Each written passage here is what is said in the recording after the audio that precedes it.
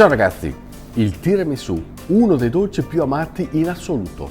Uova, zucchero, caffè savoiardi e mascarpone, questo formaggio morbido e cremoso che ne rappresenta l'essenza. E oggi qui al caseificio San Girolamo a Villafranca sono venuto a scoprire come nasce. E adesso ve lo spiego. Adesso, un attimo solo, arrivo subito.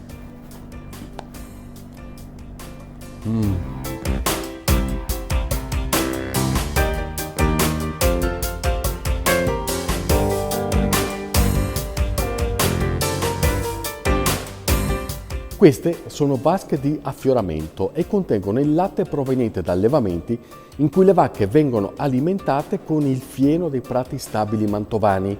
Sono prati particolari perché sono rimasti sostanzialmente inviolati in tutta la loro storia, quindi immaginate la ricchezza di essenze e di aromi che vi si trovano. E quindi il latte è un latte di qualità particolarmente elevata e questa è una scelta ben precisa che ha fatto Giampaolo. Una volta che arrivano qui, nel corso di una notte avviene l'affioramento. Cosa vuol dire? Vuol dire che la parte grassa, ovvero la panna, affiora, viene a galla. Lui la prende, la versa nel bollitore o nella caldaia che nel giro di una mezz'oretta viene spinta fino a circa 90 gradi. E da lì inizia la lavorazione vera e propria. La panna, quando è là dentro, gli aggiungiamo soltanto un ingrediente. Potrei dire praticamente naturale. L'acido citrico è quell'elemento che troviamo anche in tutti gli agrumi. Non è che proprio spremiamo i limoni, è un preparato, però è totalmente naturale. E qua fa floculare, fa quasi cagliare, diciamo, la panna. Vuol dire che questa panna rapprende e diventa più densa.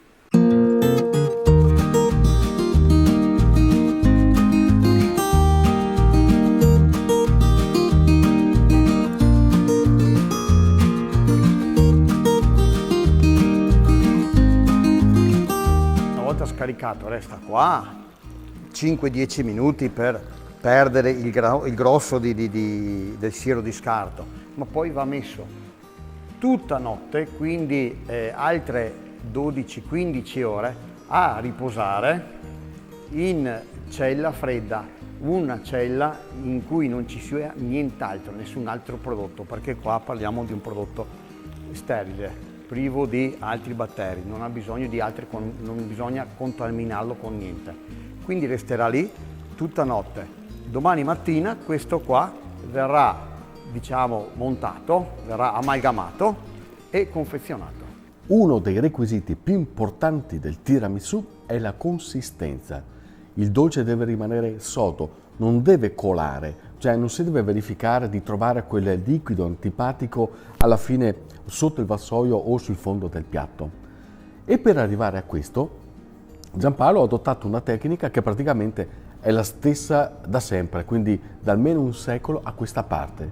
Ed è una tecnica molto artigianale che ancora in pochi portano avanti. Qua abbiamo il nostro, tra virgolette, segreto. Non è un segreto, è una lavorazione che più nessuno fa. Perché? Perché qua abbiamo queste tele qua, dove viene versato il mascarpone, sotto troviamo delle griglie e qua abbiamo lo scarto del mascarpone. Quindi è tutto prodotto che io vado a perdere, però perdo in quantità ma guadagno in qualità, perché questo prodotto qua non lo ritroverete nel famoso tiramisù. Questo qua va scartato, va usato per l'alimentazione dei maiali.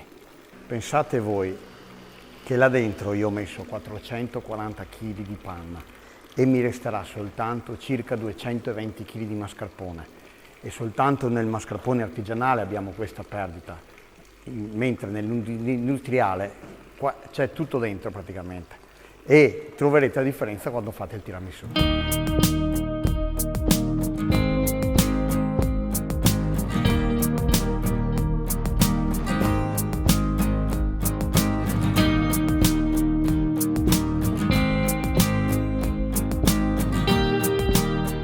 un lavoro duro questo qua, perché primo il peso che c'è, Poi qua è a 6 gradi, le mani ne risentono, mi vengono proprio i diavoletti dopo le mani.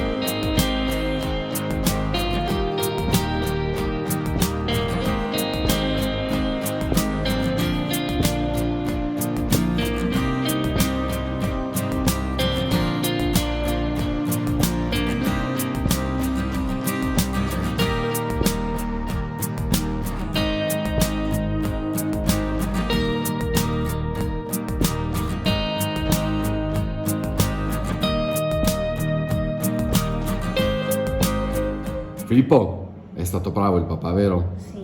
Peccato che si sia dimenticato piattini e forchette, come mangiamo il tiramisù. Papà, dai! Papà, queste nuove leve, la voce della verità del futuro. Sarà come il mangiamo il tiramisù, vero Filippo? Fammi 5. Ah però, mani da casaro, da poi.